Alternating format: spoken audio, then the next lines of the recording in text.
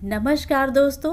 कहानियों की श्रृंखला में आज सुनेंगे मृदुला गर्ग जी की कहानी हरी बिंदी। लेकिन उससे पहले मेरा आपसे विनम्र अनुरोध है कि अगर मेरे द्वारा सुनाई हुई कहानियाँ आपको अच्छी लगती हैं तो मेरे चैनल को सब्सक्राइब ज़रूर करें, लाइक करें और अपने दोस्तों और परिचितों में शेयर भी करें। बेल आइकन दबाना बिल्कुल भी ना भूलें।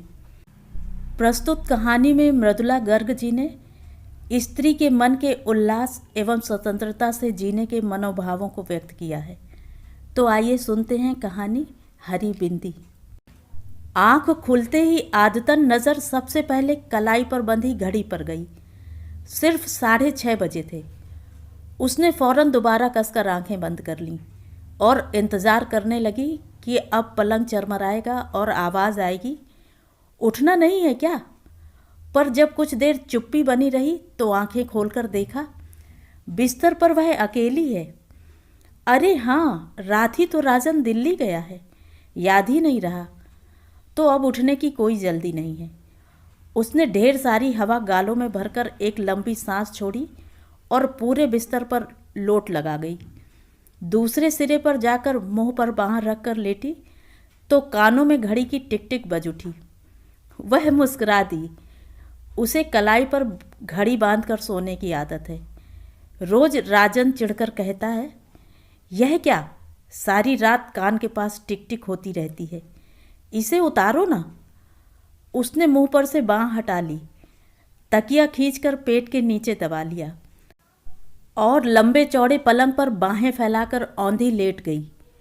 ओह, सुबह देर तक सोने में कितना आनंद आता है। राजन होता है तो सुबह 6 साढ़े 6 से ही खटर पटर शुरू हो जाती है। चाय नाश्ते की तैयारी, दोपहर का खाना साथ में, और 8 बजे राजन दफ्तर के लिए रुखसत। न जाने राजन को जल्दी उठने का क्या मर्ज है। खैर, आज वह स्वतंत्र है, जो चाहे करे। उसने शरीर को ढीला छोड़ दिया और दोबारा सोने की तैयारी करने लगी। फिर आंख खुली तो 8:30 बज चुके थे। उसने एक प्याला चाय बनाई और खिड़की का पर्दा हटाकर बाहर झांकने लगी। दूर तक धुंध छाई थी। आज जरूर बरसात होगी, उसने सोचा। उसे धुंध बहुत भली लगती है। जब मालूम नहीं पड़ता कि वहाँ कुछ दूर पर क्या है तो अनायास आशा होने लगती है कि कोई अनुपम या मोहक वस्तु होगी। मैं भी खूब हूँ, उसने मुस्कुराकर सोचा। मुझे धुंध में खुलापन लगता है और सूर्य के प्रकाश में घुटन। चाय पीकर गर्म पानी से देर तक नहाया जाए, उसने सोचा और बाल्टी भरने लगी। फिर ठंडे पानी की फुहार ही ऊपर छोड़ ली और एक गजल गुनगुना उठी। बड़े तौलिए से खूब रगड़कर बदन पोंछा।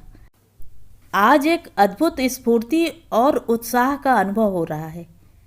नीले रंग का कुर्ता और चूड़ीदार पैजामा पहना तो नीले रंग की बिंदी माथे पर लगाने को हाथ बढ़ गया। फिर ना जाने क्या सोचकर उसे छोड़ दिया और बड़ी सी हरी बिंदी लगा ली। राजन होता तो कहता, नीले पर हरा क्या तुक है। उसने दर्पण पर दिख रही अपनी प्रतीक्षाया को जबान निकालकर चिढ़ा दिया। कहा, तुक की क्या तुक है, और खिलखिलाकर हंस पड़ी। दराजें खोली तो नज़र चांदी की बाली पर पड़ गई। उठाकर कानों में लटका ली। विवाह के बाद से पहननी छोड़ दी थी। नकली है ना, और ज़रूरत से ज़्यादा बड़ी, राजन कहता है। एक पुराना बैग हाथ में ले झपटकर बाहर निकल आई। बरामदे में मुंडू बैठा आराम से सिगरेट फूंक रहा था राजन की। उसे देखते ही हथेली में छिपा बड़ी संजीदगी से बोला, खाना क्या बनाऊं? कुछ नहीं, उसने कहा। नहीं खाएंगे, तुम्हारी छुट्टी। मुंडू की घबराई सूरत देख वह हंस पड़ी और बोली, मेरा मतलब जो तुम्हें अच्छा लगे बना लो, तुम्हें ही खाना है, चाहे खाओ चाहे छुट्टी मनाओ। बिना यह चिंता किए कि ठीक कहाँ जाएगी या क्या करेगी, वह सड़क पर कुछ दूर चलती चली गई। बस इतना जानती है कि आज का दिन यूं ही नहीं जाने देगी। कुछ तय करने से पहले बारिश शुरू हो गई। उसने कुछ दूर भागकर टैक्सी को आवाज़ लगाई और भीतर घुसकर सोचने लगी, जब टैक्सी ली है तो कहीं ना कहीं जाने को कहना पड़ेगा। जहांगीर आर्ट गैलरी, उसने जो सबसे पहले मुंह में आया कह दिया। गैलरी में किसी आधुनिक चित्रकार की प्रदर्शनी हो रही थी। विशेष कुछ समझ में नहीं आया, पर आनंद अवश्य आया। आज कुछ भी करने में आनंद आ रहा है। एक चित्र के आगे वह काफ़ी देर खड़ी रही। देखा, पूरे कैनवास पर रंग बिरंगी रेखाएं इधर उधर दौड़ी चली जा रही हैं। अरे, उसने सोचा, यह तो बिल्कुल मेरे कुर्ते की तरह है। वह जोर से हंस पड़ी, इतनी जोर से कि पास खड़ा एक दड़ियल उसे घूरने लगा। कहीं यही तो चित्रकार नहीं है बेचारा। ज़रूर चित्र अत्यंत त्रासद रहा होगा। उसने गंभीर चेहरा बनाया और दड़ियल के पास जाकर विनम्रता से बोली, सॉरी, और बाहर निकल आई। बाहर आकर ख्याल आया, हो सकता है वह कलाकार न हो, उद्योगपति हो। दो किस्म के इंसान ही दाढ़ी रखने का साहस कर सकते हैं, कलाकार और सामंत। सामंत अब रहे नहीं, उनका स्थान उद्योगपतियों ने ले लिया है। तब तो दिन भर यही सोचता रहेगा कि उसने सॉरी क्यों कहा। उसमें भी नफ़े की गुंजाइश ढूंढता रहेगा। वह दूने वेग से हंसती। देखा, बारिश थमी हुई है, पर आकाश अब भी काफ़ी गुस्सैल नज़र आ रहा है। पूरा बरसा नहीं, उसने सोचा, और फिर सड़क थाम ली। सड़क के किनारे रेस्तरां देख याद आया कि काफ़ी ज़ोर से भूख लगी है। भीतर जाकर चटपट आदेश दे दिया, एक गर्मा गर्म आलू की टिकिया और एक आइसक्रीम एक साथ। एक साथ? बैरे ने आश्चर्य दिखाया। हाँ, कोई ऐतराज़ है? जी नहीं, लाया। उसे ठंडा और गर्म एक साथ खाना भला लगता है। कहते हैं दांत खराब हो जाते हैं। कितना चटपट काम हो गया आज। राजन रहता है तो बढ़िया जगह बैठकर आराम से खाने की सूची देखने के बाद सोच विचार कर आदेश दिए जाते हैं। खाकर बाहर निकली तो सोचा, पास किसी सिनेमा घर में पिक्चर देख ली जाए। किस्मत से अंग्रेजी की पुरानी मजाकिया पिक्चर लगी मिल गई, डैनी के की। राजन कहता है, ना जाने तुम्हें डैनी के कैसे पसंद है। मुझे तो उसके बचपने पर हंसी नहीं आती, पर उसे आती है, खूब आती है। फिर हंसी पर हंसी आती है, कभी कभी बेबात आती है, जैसे आज। पिक्चर के दौरान वह आज और दिनों से ज़्यादा ठहाके लगा रही थी। पास बैठे आदमी की सूरत अंधेरे में दिख नहीं रही थी, पर हंसी की आवाज़ ज़रूर सुनाई पड़ रही थी। पता लग रहा था हंसने में वह उससे 2 कदम आगे है। अदाकार की एक खास बेचारगी की मुद्रा पर वे इतनी ज़ोर से हंसे कि उनके हाथ आपस में टकरा गए। सॉरी कहने के इरादे से एक दूसरे की तरफ मुड़े, पर माफ़ी मांगने के बजाय एक ठहाका और लगा दिए। उसके बाद हर बार यही हुआ। हंसी आने पर वे अनायास एक दूसरे को देखते और मिलकर हंसते। खेल खत्म होने पर एक साथ बाहर निकले तो देखा 4:30 बजे ही काफ़ी अंधेरा हो चला है। आकाश यूं तना खड़ा है कि अब बरसा अब बरसा। कितना सुहावना दिन है, उसने अपने पड़ोसी से कहा। सुहावना? उसने कुछ अचरज से कहा। या बेरंग? हाँ, कितना सुहावना बेरंग दिन है। वह हंस पड़ा। समझता हूँ सूरज यहाँ रोज़ निकलता है, पर धुंध कभी कभी होती है। 8 महीनों में आज पहली बार। अब मानसून शुरू हो जाएगी। हाँ, आज खूब बरसेगा, उसने कहा। फिर अनायास जोड़ा, कॉफ़ी पिएंगे? ज़रूर। हल्की हल्की फुहार पड़नी शुरू हो गई थी, तो दोनों भागकर सामने वाले रेस्तरां में जा घुसे। उसने बाल झटक दिए और बोली, आपका छाता कहाँ है? छाता? हाँ, आप लोग हमेशा छाता साथ रखते हैं ना? वह ठहाका मारकर हंस पड़ा। इंग्लैंड में, उसने कहा। कॉफ़ी मंगाकर दोनों सामने काले पड़ाए समुद्र को देखते अपने अपने ख्यालों में खो गए। सहसा उसकी आवाज़ सुनकर वह चौंकी।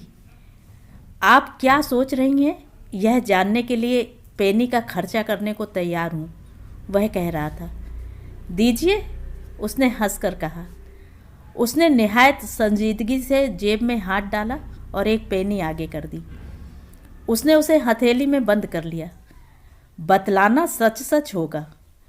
मैं सोच रही थी समुद्र में कूद पड़ूं तो कितनी दूर तक अकेली तैर सकूंगी। और आप क्या सोच रहे थे? पर पेनी नहीं दूंगी।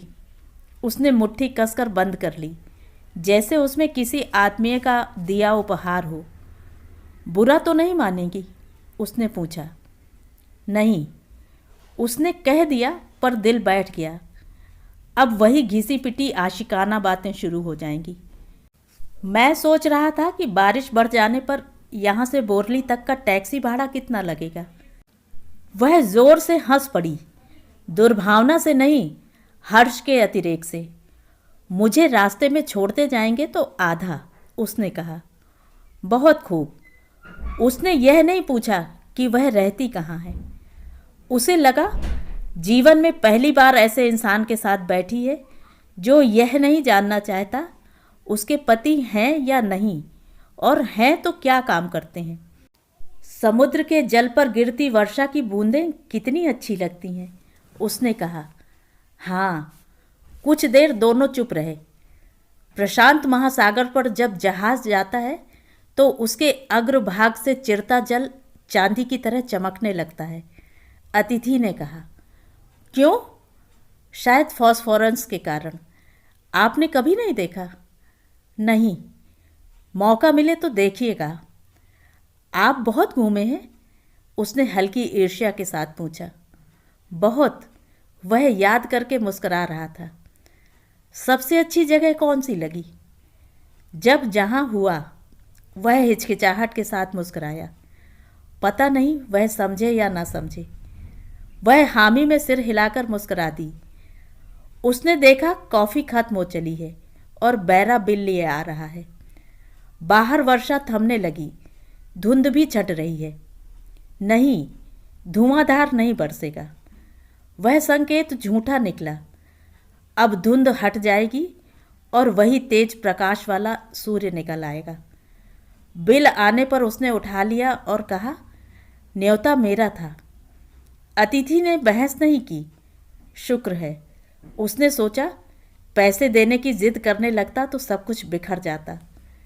टैक्सी लेकर चले थे कि घर आ गया। उतरते उतरते पैसे निकालने लगी तो उसने रोक दिया। रहने दीजिए। क्यों? उसके माथे पर शिकन पड़ गई। आज का दिन मेरे लिए काफ़ी कीमती रहा है। कैसे? मैंने आज से पहले किसी को हरी बिंदी लगाए नहीं देखा, उसने स्निग्ध स्वर में कहा। वह जरा ठिठकी कि टैक्सी चल दी। कुछ दूर जाकर आंखों से ओझल हो गई। तो ये थी कहानी। कहानी आपको कैसी लगी? कमेंट करके ज़रूर बताएं।